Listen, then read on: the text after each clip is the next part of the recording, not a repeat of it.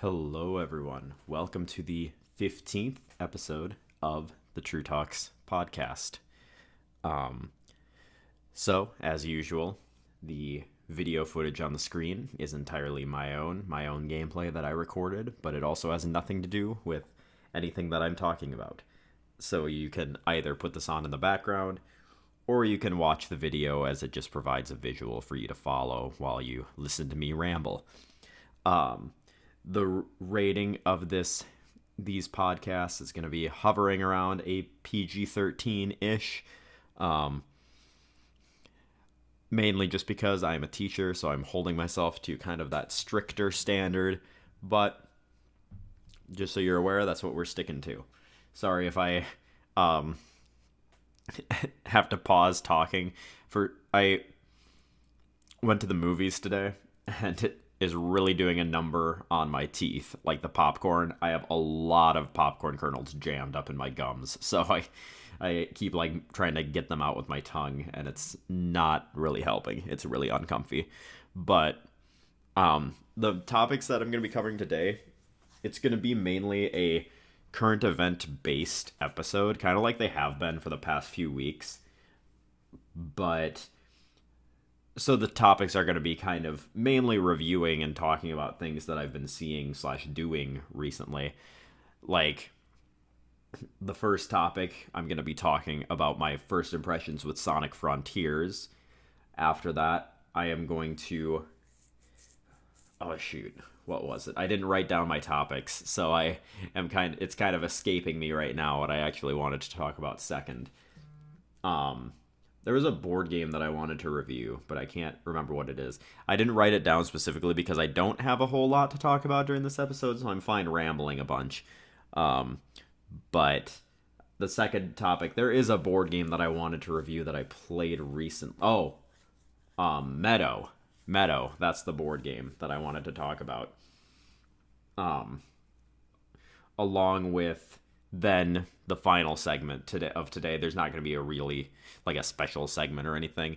The final big segment today is going to be me talking about a lot of Marvel stuff, because I just finished the last episode of Loki when it released a few days ago, and I just got, like I said, I came back from the theater a bit ago. I saw The Marvels today, so that movie's fresh in my mind. The finale of Loki is fresh in my mind, and I'm ready to talk about both. But first, let's talk about some current event related stuff. So it's been a couple weeks since I recorded. It's kind of turned into an every other week sort of thing recording wise, which is why I'm catching up to myself in the uploads at a very rapid rate. It's much more current than it was before. It's still quite a bit behind. Like when I'm recording this, today is the day that the episode where I talked about Homecoming went up, and that was about a month and a half ago. But it was kind of after that I started taking like a couple weeks off every other week. And it wasn't that I needed to take them off. It was more because I had to.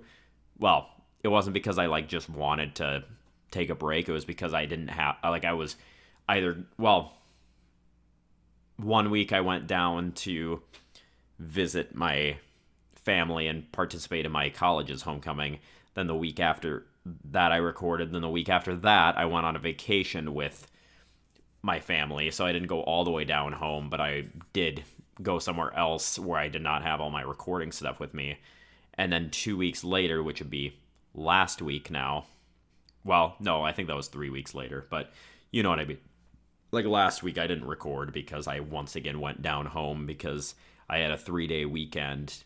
So I spent some time with my girlfriend since I hadn't gotten to see her since pretty much I moved. I did get to see her the one time that I went down for the college homecoming, but like I said before, she was on a field trip the same day that like pretty much the entire weekend that I was actually able to be down there.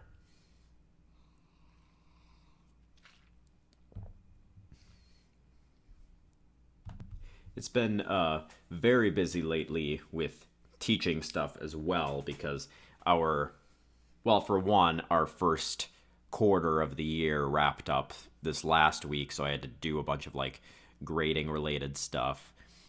along with that, our first concert is coming up this upcoming week, which I'm stressed for, but not horribly, because I just think dwelling on that and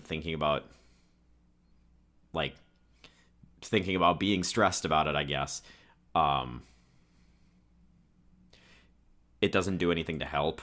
And it's like, it's not going to help. Like, it's not going to make anything better. Like, stressing about stuff. Like, obviously, there's stuff I have to get done, and I have to push myself to do that. But at the same time, there's no reason for me to stress about the concert because it's going to happen whether I want it to or not, whether we're ready or not. The concert's happening this week. So, it'll be fine. I'm mainly worried about just logistical stuff, like getting the stage set, getting my programs done. That's a big thing. I haven't even started on that yet. It probably won't take me that long, but I could see it being like a 1 to 2 hour ordeal to finish those up. And I always concern myself way more with logistical stuff actual than the actual concert itself. Like, I have pretty much no concerns over any of the music any of the bands is performing. Like, it's all gonna go just fine.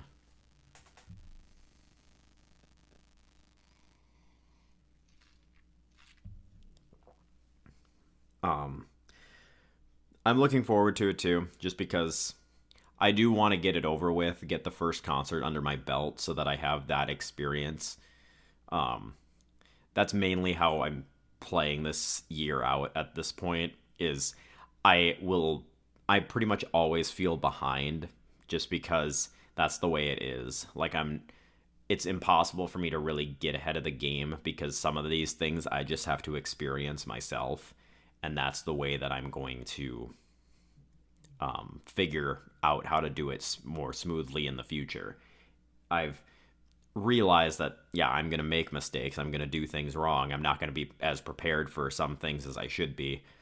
But I can't just shut down and not do, like, just completely close off and stop doing things like that. Like, be like, all right, no more concerts this year. I'm done. Sick of it. I have to continue to just push through, and whatever happens, happens. Um, Now, obviously, I do hold myself to a higher standard than that. Like, obviously, I still want the concerts to run smoothly and go well. So it's not like I'm just gonna brush everything off as, oh, first year problems. But still, at the same time, I've just learned that a lot of these things that I don't really know how to do very well yet, I just have to experience in order to get that under my belt. That's what has me really motivated to continue, is because I know I will get much better after just experiencing this year. Um, that's why I originally was going to do a lot of, like, work adding certain things and doing a lot of outside work, like adding, like, certain teaching things that I was considering doing this year that I'm not doing anymore, just because I don't want to add extra stuff on my plate when I am already trying to figure out the regular stuff anyways, if that makes sense. Um, but teaching overall has been going just fine. Um, it's got its ups and downs. Like, last week was kind of a rough week. I don't know what it was, but it was just like, I felt like, well, I just felt really shitty the entire week. Like, I was sick, which there were days where I debated just, like, not showing up the next day because I felt kind of rough the night before. But when you're a band director, like, especially with the concert coming up, I feel a lot of pressure to be there. Like, where with another teacher, it's like you can assign homework for that day, like make a worksheet and just have a sub there to supervise the kids finishing that worksheet, and that's it. For me, if I got a sub, it's like pretty much the learning just stops because I can't be there to rehearse them, which kind of sucks because, yeah, it makes it really punishing for me to be gone. Like, there are time periods of the year when I can be gone a lot easier than others, like between concerts, but it's like I can't plan when I'm going to be sick. So sometimes I'm going to have to show up when I'm not feeling the best. And kind of like I was talking about with the beginning, the way beginning teaching is, like, the kids don't really give you leeway. They don't care if you're sick. They might even push you even further when they know you're not feeling your best. Like, that might be when they start pushing back a little more because they know you can't take it as well, because that's just the way some people are.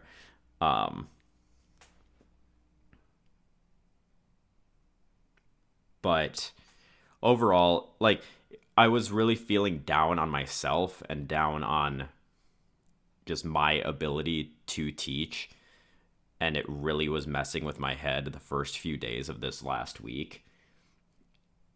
But then Friday, my attitude kind of just turned around, and I've kind of come to realize, like, I have the vision, like, my vision of what a good band director is like. I have my vision that I've created based on the band director that I had in high school, and my band director in high school was really strict, and that's just not me. I can't do that because it's so much for me personally to keep track of, and I've come to realize I just don't have the personality type to be strict and have the kids take me seriously. Like, it's just not the kind of person that I am. And maybe I'll grow into it.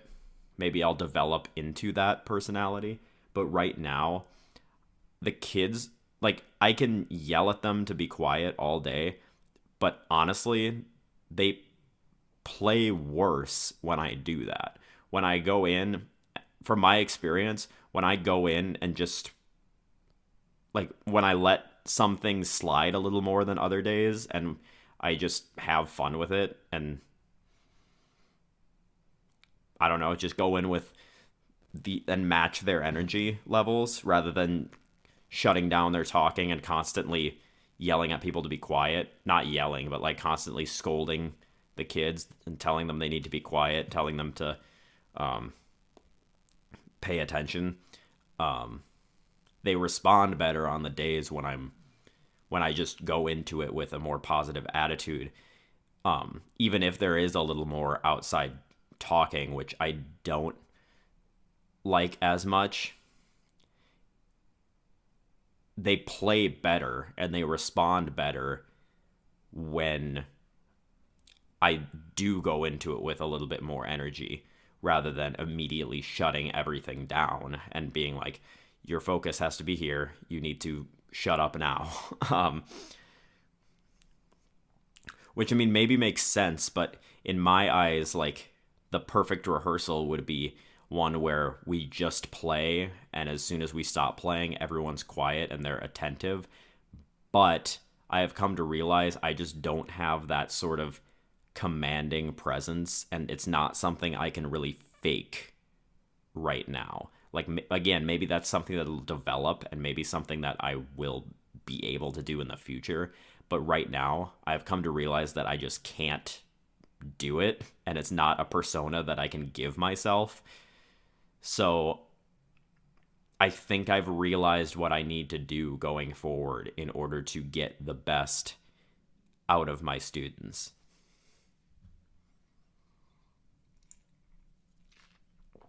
And I'm going to be experimenting a little bit more with that this next week because Friday went really well. And that was the energy that I gave Friday, was I'm just going to let them play with not necessarily reckless abandon, but like just having fun with it. And not necessarily telling kids that they have to be dead silent every 5 seconds. Um, I don't know. It just worked better that way on Friday, and we'll see how it goes in the future. But the problem with that is it's not as sustainable. Like, I'm not going to be able to have that energy every single day. Like I said, I had been feeling sick at the beginning of this last week, so obviously my energy levels were going to be a little lower. But I don't know. I had fun on Friday, and maybe that's the important thing, is to strive for that. But enough about that rambling. Let's talk Sonic Frontiers. So I'm playing on the Switch version, which is probably the inferior version. It seems like it's that way every time a new Sonic game is released. Is this the Nintendo console version is way worse than the others. Like, it was that way with Unleashed. I'm pretty sure it was that way with Colors, and Generations, I think, was the same as well. But so far I've been having fun with it. There are some really annoying mechanics, like I've heard you can toggle the sensitivity on certain things, but I find myself boosting off of cliffs all the time. Like, specifically when I'm going off of like a spring that shoots you up vertically, I can't physically get Sonic to move far enough to land on the platform that's next to me. So I feel like I have to boost to get there, and then he just boosts and completely overshoots it. So it's like, some things are really touchy so far, I've noticed. And I've kind of been not enjoying it as much as I did in the beginning now, because I hate the third area. It's just a really massive pain to navigate, in my opinion. Chaos Island, I think, is the name of it. It's really annoying to navigate because it's like it's kind of three separate islands almost. There might even be more. Like, I'm trying to picture it in my head right now. There's multiple like separate islands that are like the only way to get between them is by going along the rail system, which, because there's no fast travel in the game, is such a pain in the ass when you're trying to get from like point A to point B. Like, because I just get lost because the maps don't show you where the rails actually are. It just shows you where the main land masses are. So sometimes I can't figure out how the hell I am supposed to get back to another section of the map. And it's been like, that specific level has been such a pain. I've gotten it like 70% completed, which is the furthest I've gotten on any map, and it's been totally unintentional because I'm just wandering aimlessly trying to figure out where the hell I'm going.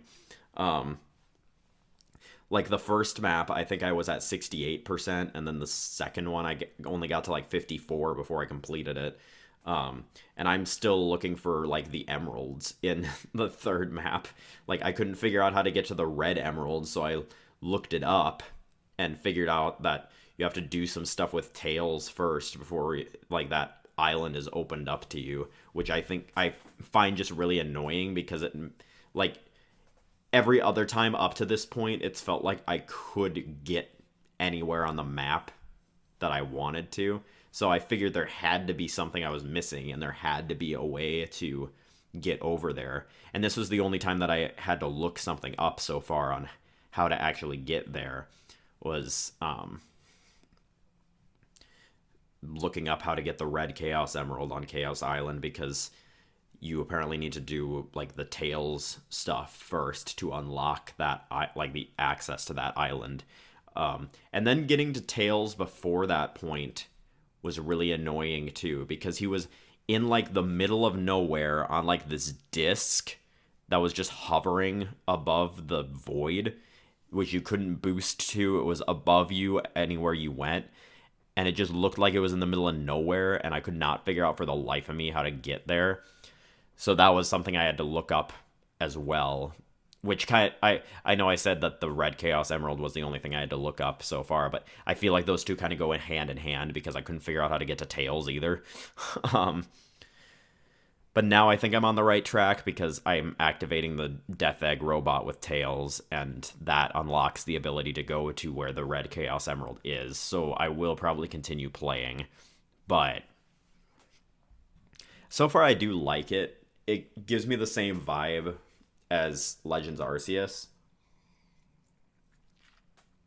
where it's not necessarily a polished experience by any means, but it's still fun.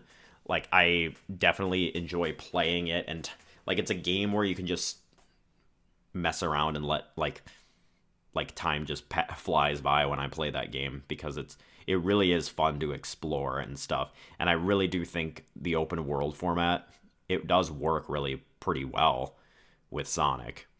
And I hope they do another one in the future that kind of polishes some things that are wrong with the regular one, because there's some like jank in the controls, as there usually is with Sonic games. And I don't know why they thought it was a good idea to make the requirement for S rank so harsh on that. Like 1-2 is extremely infamous. I still haven't gotten S rank because I haven't gone back and done it again yet.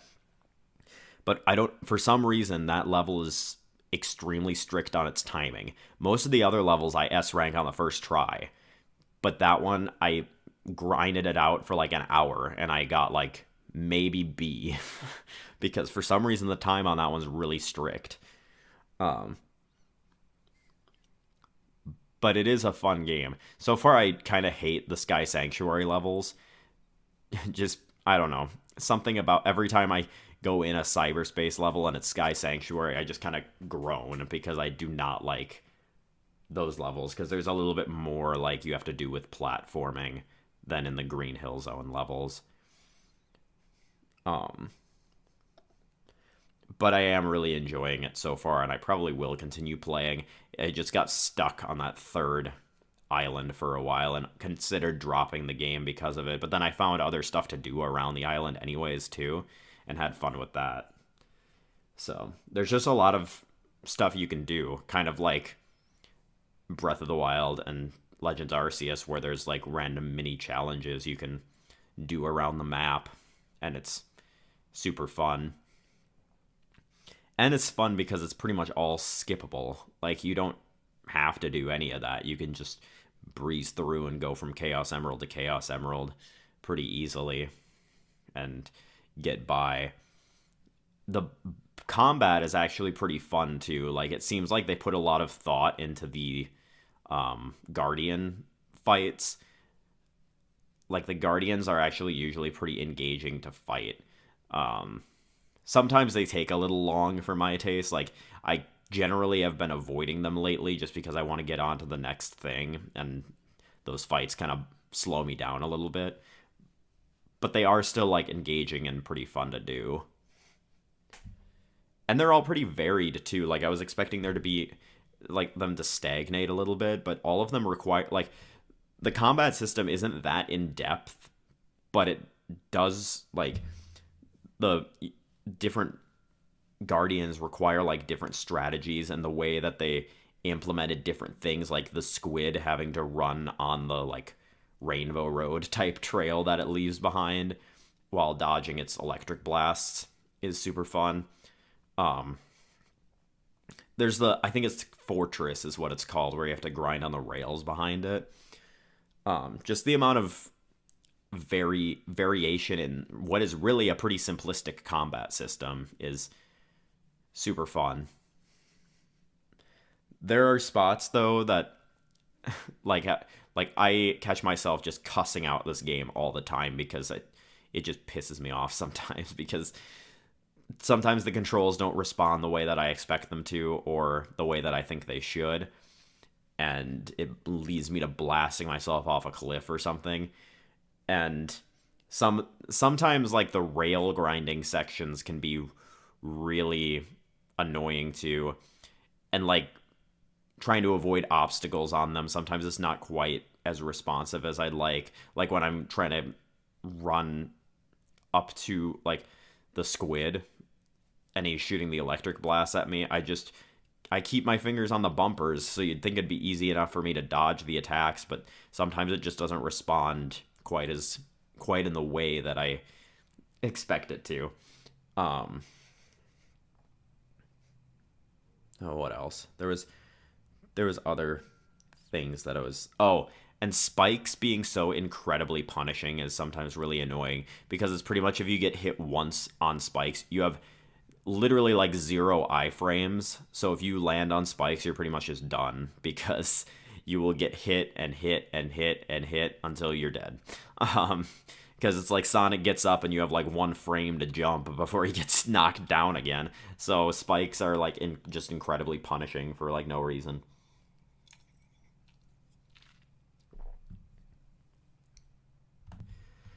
But anyways, I think that's pretty much all I have to say about it so far. So far, my first impressions have been pretty good. Um, I will say though, I don't understand why so many people are so incredibly impressed with the Titan boss fights. Like they're fun, but it's pretty much you just parry their hits and then you mash Y over and over and over again. Like it's like you do the same thing like 5 or 6 times, and it's not like it feels super awesome and epic to me. Like it is cool, like that you get to play as Supersonic multiple times in this game, but I wasn't like blown away by them like some people were acting like. Like I feel like it just shows how desperate Sonic fans are for a good game where like that's their bar. Like their bar has been set so low to where like a halfway decent boss fight feels like extremely good in their book. Um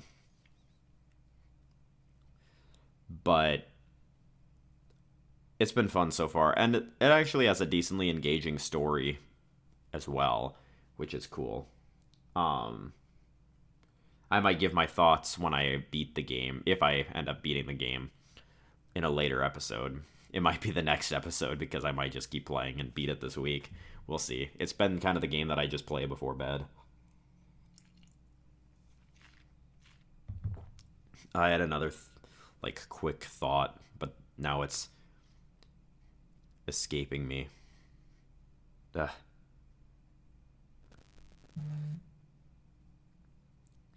I don't know why I can't think of what it was. Well, I guess I'll move on from that.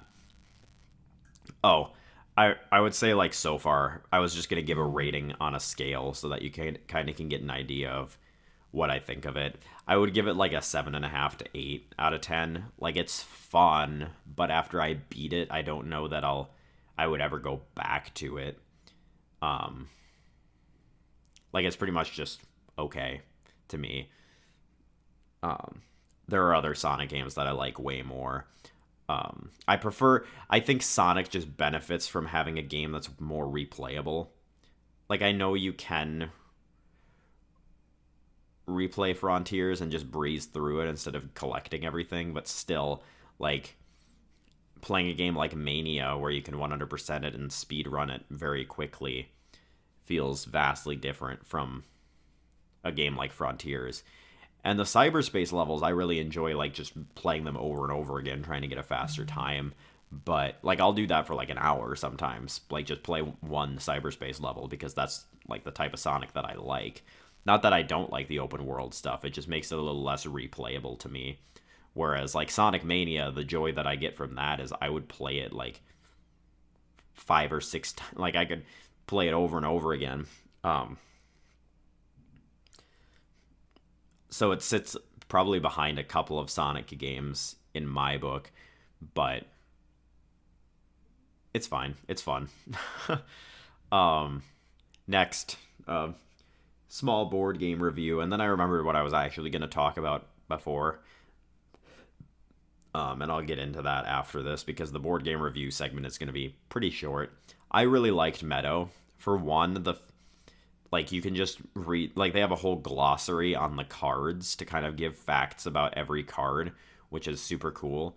For those of you who don't know, Meadow is basically a game where you're going on a research excursion and you're trying to I think you're trying to like, actually I would have to look this up because at first I thought you were kind of building your meadow, but I think it's like you're researching like an ecosystem or something, and you're trying to research like the most diverse ecosystem you can. I don't know specifically what the story is, but thematically it's a super cool game because you are building cards on top of each other, where like cards will thematically usually require, like, you play cards on top of each other that, like, you play a card on top of another card that is required for that, and it's usually thematically appropriate. Like, in order to get a butterfly, you would play the butterfly card usually on one of the like worm, caterpillar, larva cards, because it's turning into the butterfly in my book. And then the same sort of thing with like a bird. Like maybe a bird eats a bug, so you're playing the bird on the bug. Um,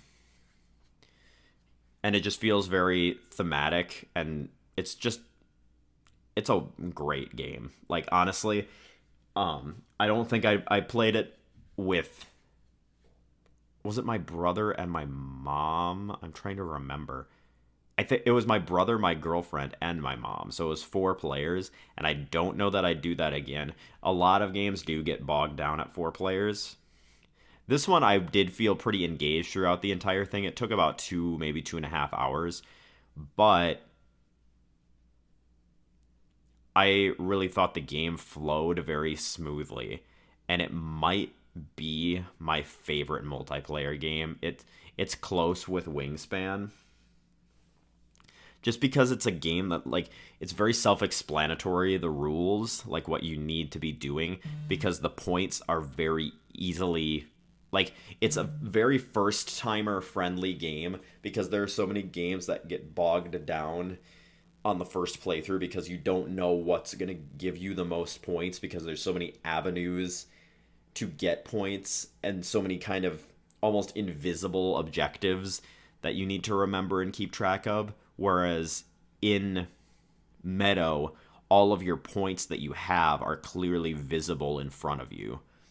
It's all of the points on your cards and then the goals that you have over on the goal track.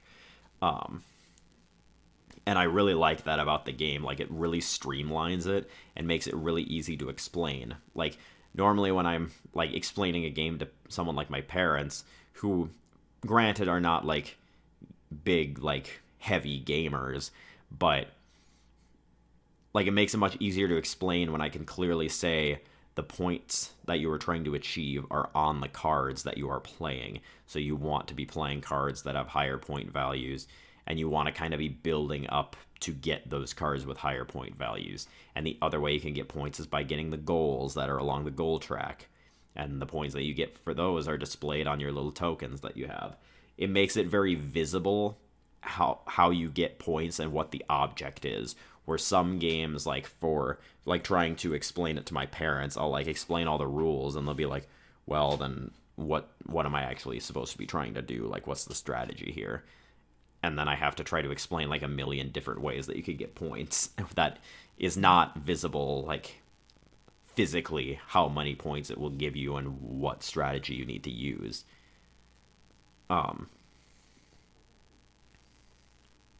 But Meadow is really, really fun, and I really like the nature-themed games as well, so that is a huge bonus to it, and it feels just very thematically appropriate.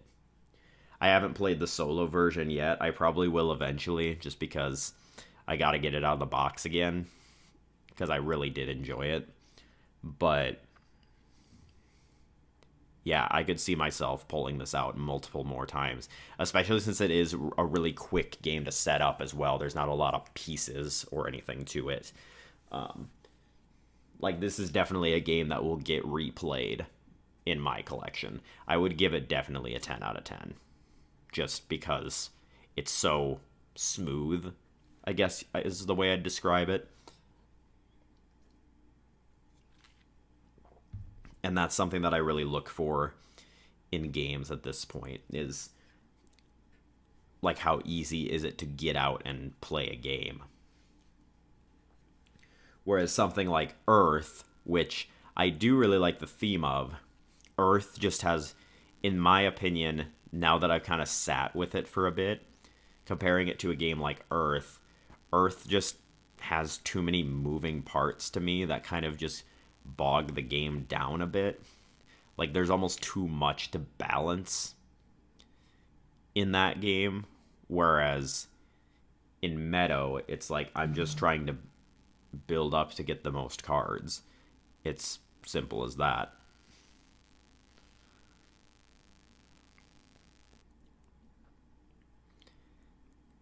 And it's a game where like you have two options for what actions you can take.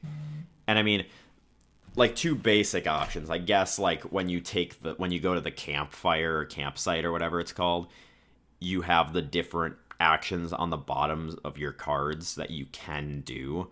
So there's different options that way. However, like a lot of them are just kind of different advantages to the same idea of like getting more cards. And it's pretty self-explanatory, the application of them. Like the one where it's like play two cards. Obviously, you'd want to do that if you have two cards in your hand that you can play, or it's like the end of the game and you are trying to, like, it's the last turn. You probably want to use that so that you can play more cards. It's just a very smooth and very easy to pick up game. Like I played it twice over the last weekend. I played it once with my brother, which I think it works really well as a 2 or 3, probably 3 player. I guess I don't have experience, so I can't speak on 3 players, but it went very well as a 2-player game. And then it was just a little slow when it was a 4-player game, but that's partially because my mom admittedly sometimes takes a very long time on her turns, which is totally fine. Like I enjoy playing with her, but it's kind of become like the joke where between my brother and I, where whenever my parents play games with us, it's like they take in a turn, like we fly through our turns, like we have our cards ready, we lay them down and then move on, and then my mom will be like, oh, it's me again already. And she'll take like 5 minutes on her turn alone when my brother and I take like 30 seconds. It's just become sort of the humorous joke that him and I have, but it doesn't mean it's not fun to play with my parents. I still really enjoy it.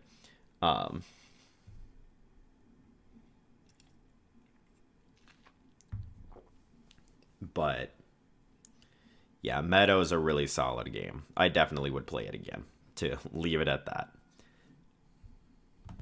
On to another mini topic that I thought I would just kind of share a little bit of discussion on, is just kind of remembering that sort of era of Flash games, like as a kid, where you'd go on something like coolmathgames.com or Newgrounds, where you just find random Flash games and play them. Like I remember like playing some really shitty games on there, but it was just kind of of that time sort of thing. I don't know if kids even really do that anymore, where you just, like, kids are mainly busy watching TikToks now, from my experience.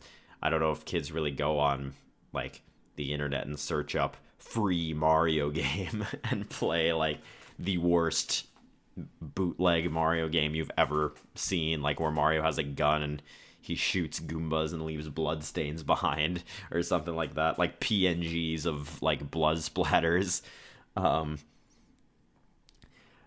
I kind of forgot about this, but when I was younger, I used to try to make games as well, because that was something I really wanted to do before I wanted to be a band director. I wanted to be a video game designer. So I actually did make my fair share of like games. And there was one that I spent a good amount of time on that actually was kind of interesting. I think it was just called a Game Maker, and it was free. And I had programmed it so that I could use, like, I had took like sprite sheets from like random video games and put those sprites in my game, and like managed to get them to animate and everything, and I was so proud of it. that game's probably like destroyed. It was probably on an old laptop that is like bricked now. But like just remembering that, like now I'm kind of remembering that experience. That wasn't even my intention to go there, but um, I just awoke a core memory. But like it ended up being more of a timing based game where the enemies would walk towards you at varying speeds depending on the enemy from the right side of the screen, and you were on the left and you pressed a button to attack, and if you got hit like 3 times you lost or something. And it was like, it didn't take much skill, you just had to time your button presses, but I still felt really proud of myself for being able to get those animations and everything in there. um, but and being able to get like multiple levels and stuff like that too was super fun. But when I tested it, I couldn't like save or anything, so I had to like start from level 1 and get all the way to where I had left off. I also had an RPG maker when I was in like early high school. I think it was either early high school or late junior high, like 8th or ninth grade, where I made a demo of it actually. This had to have been ninth grade. It had to have been ninth grade because I used my friend. He still does this, but he used to compose original music. I write arrangements of video game music. He writes more original stuff. He started that in high school, and I put some of his compositions in the game. And I had made like a demo area where it was like the first town, or it was actually a part that was intended to be like in the middle of the game, and it started in like a town where it had a full like dungeon full of spiders and everything, and I made the game like way too hard. So my friends all I gave like 3 or 4 of my friends discs that would let them install the game, and they played the demo and came back and said that they like raged at it because it was so incredibly difficult. Which is something that I learned, like designing like a difficulty curve is not easy for someone who is like good at games like me, because something that's easy or like even just moderate difficulty to me is probably hard to someone else. Um, but I remember I was working really hard on that game, and then I never ended up doing it. Like I had the full story and everything. I had a whole notebook full of like dialogue that I had wrote down, and like the synopsis of the plot and everything. I don't remember any of it, but I remember working on it in health class.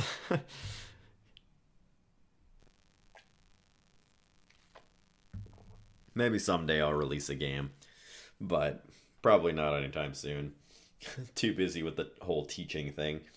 But the main thing that I was going to talk about was the random tower defense games that I used to play. I had like a major tower defense phase when I first played Plants vs. Zombies, where I just wanted more of that type of game. And I actually earlier today went back and played Mario Tower Defense, which is actually a fun one, but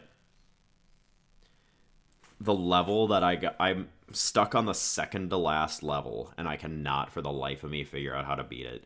Like, I literally played that level for like an hour today, and I got to the last enemy. There was one enemy left, and it got past me, and I had 1 health left, so I lost on the very last enemy of the entire map the last time that I tried it. And then I was like, nope, we're done with that today. I'm not doing this anymore. And then there was the Pokemon Tower Defense game as well, which actually saw like updates and stuff as well, which was super cool. I remember playing that one a good amount when I was younger as well. It was just an interesting time when there was like just random games like that were fan made that you could find incredibly easily just by looking it up on Google. Like I remember trying to find like free Pokemon or free Mario games and playing stuff on the computer when I was a kid. Led to plenty of viruses and led to my dad having a talk with me about computer viruses and how to avoid them. But it was a fun time. All right. And now it is time for the Marvel discussion. I think I'll start with the Marvels since I have a little bit less to say about that, and it's on more on my mind because I just watched it. I went in with quite low expectations just because of reviews and people shitting on it. I went in like with low expectations but wanting to like it, I guess you could say. Like my expectations were low, but I went in wanting to enjoy it and like it. So I went in with an open mind, I guess you could say. The beginning, I was not like the beginning set my hopes very low. The exposition of the movie was dog shit. Like it literally just throws you in there, and then there's that whole like probably like 10 minutes or longer sequence of the three characters, Monica, Captain Marvel, and Miss Marvel, just swapping over and over and over again while they're trying to figure out what the heck is going on. And it was chaotic, which was the point, but it was like there was like it just suddenly throws that at you, and it happens for so long. People had said the villain was not the best. I didn't think she was terrible by any means. She wasn't like spectacular, like obviously not the best Marvel's seen, but it wasn't like she was terrible. Like they gave her a decent backstory and like a good reason for what she's doing, which I guess people complain about nowadays. Like I prefer when villains have a backstory. Like there's kind of two ways to do it. Either they're just evil to be evil, kind of like the High Evolutionary, or they have a backstory and a reason for doing what they do, which, I mean, I don't think there's really an advantage or disadvantage either way. People are just kind of what's the word? Burnt out on the idea of every villain needing a intensive backstory and reason behind what they do. But I think it worked in this case. I think the villain was okay, fine. Ms. Marvel was really cringe at times, but she was supposed to be, so it didn't bother me that much. And I really liked seeing more of Carol's emotional side in this movie. Like that was something that was kind of lacking. Like people make fun of, like say that she was acting like a brick wall basically through Captain Marvel, the first one. I think that's an over-exaggeration. She wasn't terribly expressive, but it wasn't like she was completely not expressive. And they kind of cranked up the emotions a notch on this one. The weird, like, musical sequence in the middle felt out of place, but I actually really liked it.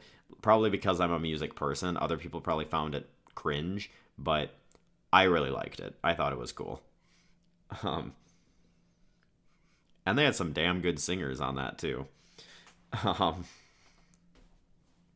The movie was a little too fast-paced. I think it could have taken its time a little more, and I feel like I can say this justifiably so because the movie is only an hour and 40 minutes long. I just feel like they could have taken a little bit more time. It just felt like it was jumping all over the place really haphazardly. But the point after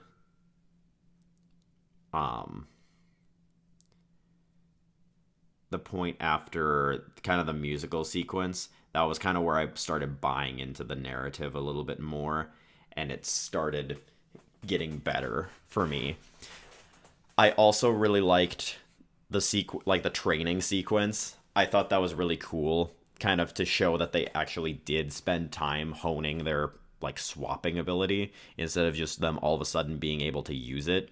Kind of like happens in so many other Marvel movies where the heroes like are presented with a power, they can't control it too well, and then all of a sudden at the end of the movie they harness it. Where in this one it actually showed them like struggling at first and getting better at using that swapping ability, which I really liked. Like I really liked that sequence.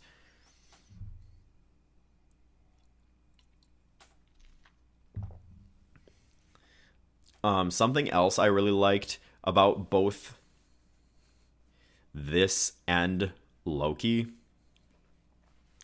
is the ability to kind of create actual stakes when we're dealing with like really vast, like different realities, different timelines, that sort. Like we're starting to get into that area where my main concern at first was that all of a sudden the stakes are gone because we can just turn back time and it's like nothing ever happened, or we can just grab that character from a different reality and boom, it's all good. Where in this one it felt like there was actually consequences, and I know Spectrum didn't die, or Monica, whatever. I know she didn't die. She just got sent to the other universe. But still, it felt like there actually had to be a consequence for. Like, it didn't just feel like a mindless final Marvel movie fight against the villain where the heroes just win. It felt like something that actually had stakes and some like they had to lose something in order to win that fight.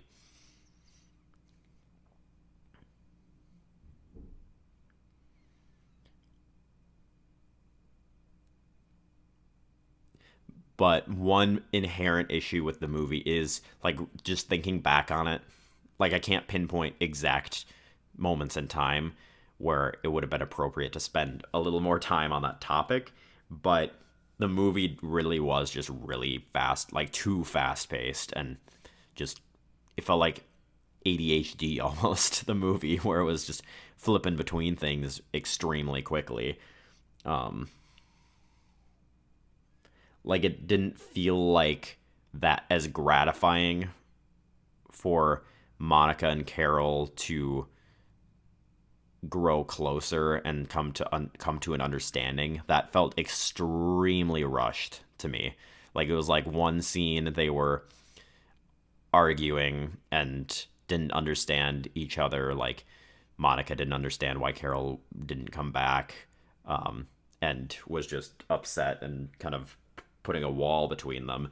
And then all of a sudden, after a little bit, boom, they're fine. It felt like they could have taken their time with that a little bit more and developed that conflict a little bit more. Um, it was a movie I had fun with. Like honestly, it was not as bad as Ant-Man, whatever it was called, Quantum Mania.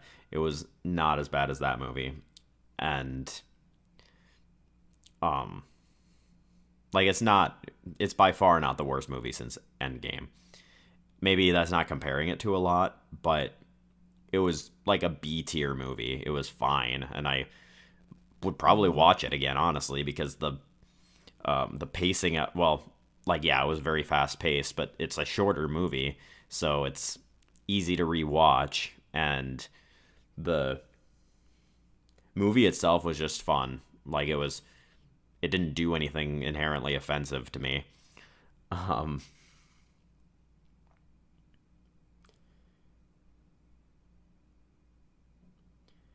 and the one thing that people have been complaining about is the fact that at the end it just felt like it forced um like the tie-ins to the overarching narrative, both with the assembling of the Young Avengers and the appearance of X-Men, but it didn't bother me that much. Like it's not like I mean it makes sense to me. Like the Young Avengers was a thing that people speculated was going to be happening, and I'm glad they are taking steps towards making that a thing. And then moving on into the post-credit scene, like finally getting some X-Men, where like Deadpool 3 is the next Marvel movie, which was kind of crazy thinking about that to me, because it feels like there's nothing really leading into it. Like we have like it's slated as being in the MCU, but we have no idea where it really falls. Like, is it in like what universe it's in? Like, is it in the same universe that Monica found herself in at the end of the Marvels, or is it in the current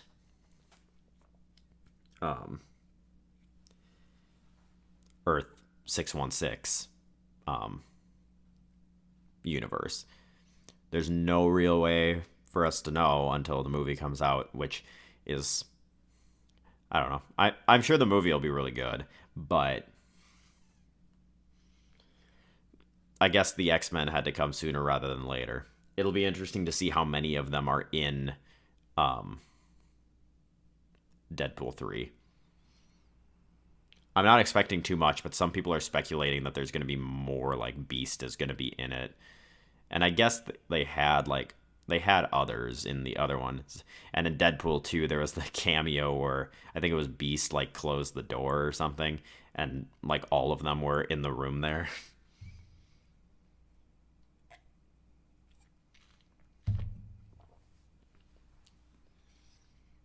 It was good to see Fear. Well, I guess I didn't watch Secret Invasion, I'll be honest with you. But it was good to see Fury again. In what feels like a long time since he's been featured in a movie. I really should watch that show. I heard it wasn't that good, but I really should probably watch it. I didn't watch She-Hulk yet either. Should probably catch up on those sometime. But I would give the Marvels a solid like 7.5, 8 out of 10. It was just fine. Like, I think it was a bit above mid to me. Like, it wasn't just like boring. Like, I still had a fun time with it, and I would probably watch it again. I liked it more than I think I liked the first Captain Marvel movie.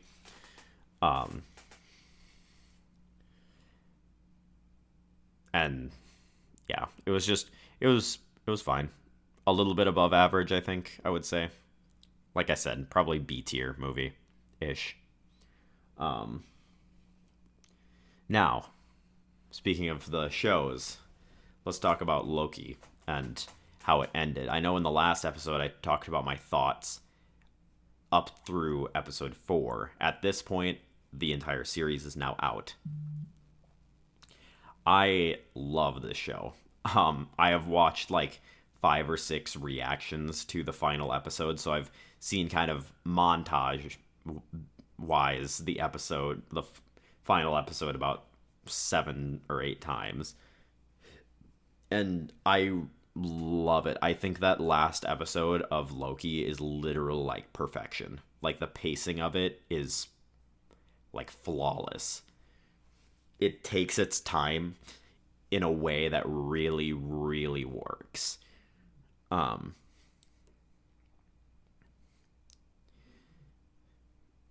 And the way that they so cleverly establish that there is stakes here, even though Loki can time slip and do whatever he wants to change the outcome, is so masterfully done. There are a couple things that I want to talk about relating to that.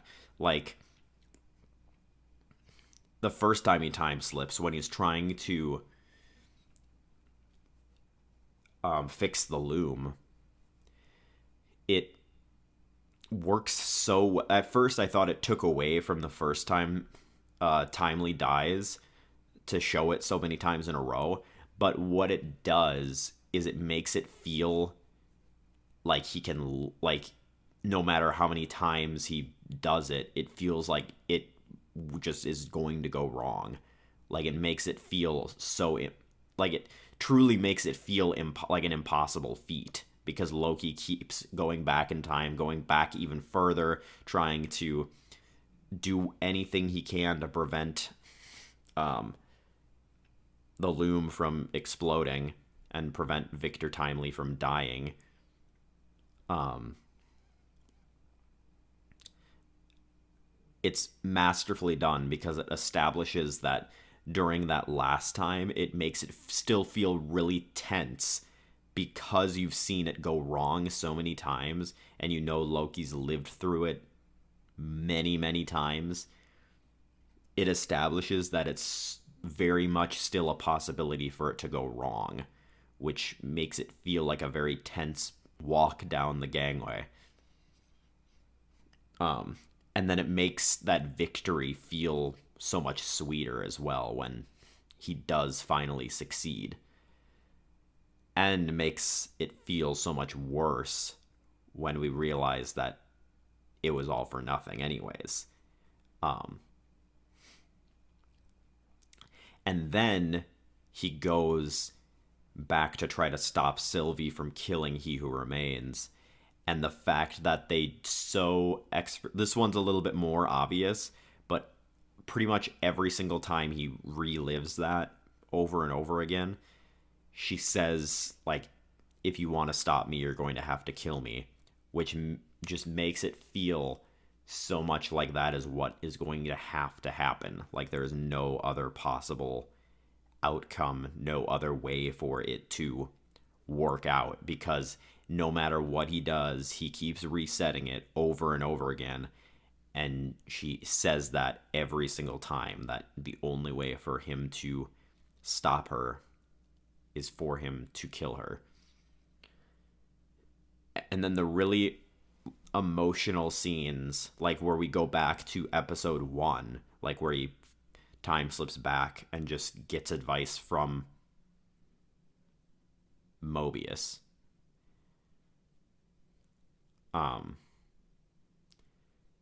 Like that scene, just really emotional, and Tom Hiddleston does such a good job of portraying that emotional feeling that Loki obviously has. Like when you can see the realization on his face with the tears welling up in his eyes that he knows what he has to do. Like he knows, like, because what Mobius is saying rings true, he realizes he has to kill Sylvie in order to stop all of this from happening and everything from going wrong.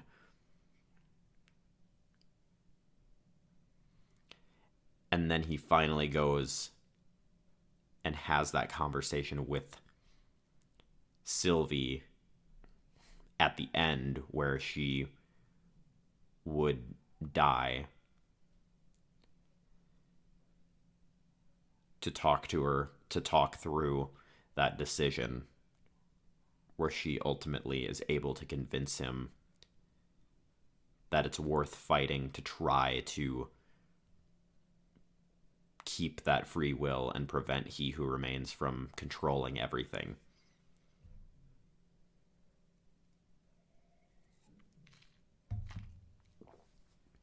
And something else that is so, like, just poetic is the fact that the episode prior, Loki has that really emotional conversation with Sylvie where he confesses now that he has these close friends, he doesn't want to be alone anymore, and he can't stand being alone.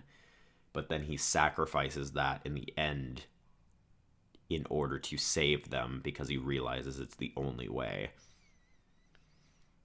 And the way in the final shot that, again, Tom Hiddleston just acts with only his face, just a small, not necessarily a smirk, but just a small content smile where he looks somber yet happy that his friends are safe and thriving in the timelines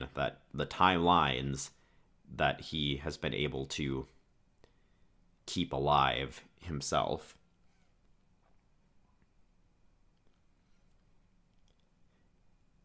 And like the way that the scene is shot of him walking down the gangway and his like the when he shuts the doors, it almost reminded me of Star Trek where Spock dies with the needs of the many outweigh the needs of the few or the one. It kind of really is that exact thing where Loki really is sacrificing his being for everyone else across all timelines. Like obviously he doesn't die, but he's kind of stuck where he's at. And the scene where he, like I said, he's walking down the gangway and his outfit changes just as such a perfect reveal. Like this episode and this season in general, really the whole like series is paced so perfectly in my book. Like the pacing of season 2 is definitely better than season 1, but the way that the directors and writers described it is like season 1 is only half of the full book, where season 2 is the second half of the book. And that really rings true. Like you can clearly see earned development of Loki from episode 1 of the season all the way through. And all of the characters really, like Hunter B-15, Mobius, Sylvie, they all develop and change at the perfect rate in my book through the entirety of the series. And the fact that in the end it really was all about Loki, where a lot of people I think complained in season 1 that it felt like he was sharing the spotlight with Sylvie a lot, whereas it all kind of ended with Loki having to be the one to save. He was the only one that could save everything.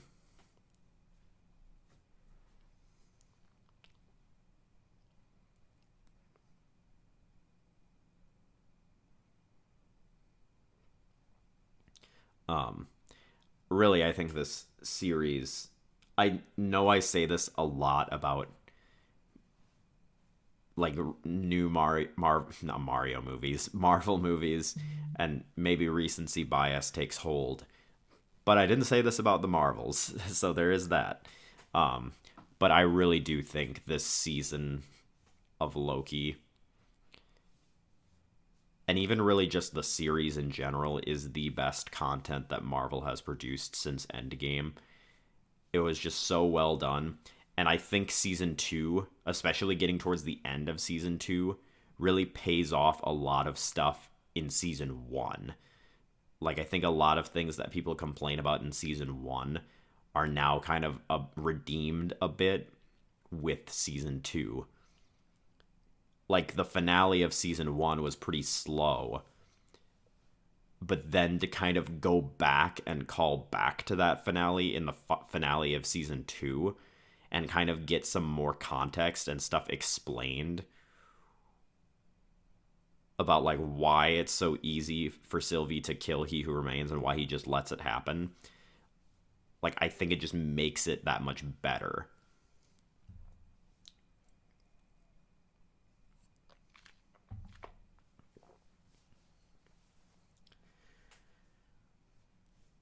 It'll be interesting to see where they go from here. Like, if Loki's just kind of the off-screen guy holding all the timelines together, or if he actually has to come in and step in to help the Avengers against Kang, and how he goes about doing that. I think it'll be really interesting, and I'm excited to see where everything goes. I honestly am excited for all the upcoming Marvel projects. Like, the Marvels, honestly, I think it's not as bad in my opinion as people have been saying. It's kind of a breath of fresh air. Like, if you think about it, if you threw the Marvels into like phase 2, I think it would be like almost the best movie of that phase. Like, I know it's like we maybe have a higher standard now because they've been doing it for so long, but people like to compare. So, like, throw that comparison out there. Phase 2 of Marvel kind of sucked, other than movies like um, Winter Soldier, and Age of Ultron was okay, along with Ant-Man being okay. Um, but I really think Marvel is kind of in a bit of the upswing now, and it seems like they are going to like they kind of learned their lesson, and they are going to space out their releases a lot more. Like next year now, because of the delays, Deadpool 3 is the only movie that is going to come out for the MCU next year, which is a little disappointing, but I'd rather have quality over quantity. Um, and hopefully, I'm sure Deadpool 3 is going to be fine. My main concern is that the movies after that are going to be kind of mid, like Captain America and um, Thunderbolts, just because Captain America isn't going to be anything too crazy. Um, but we'll see where it goes. I'm excited for Daredevil as well. I think that will be really good.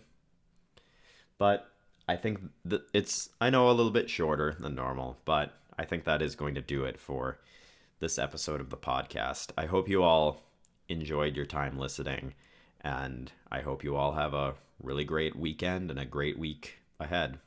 And I'll see you next week. Peace out.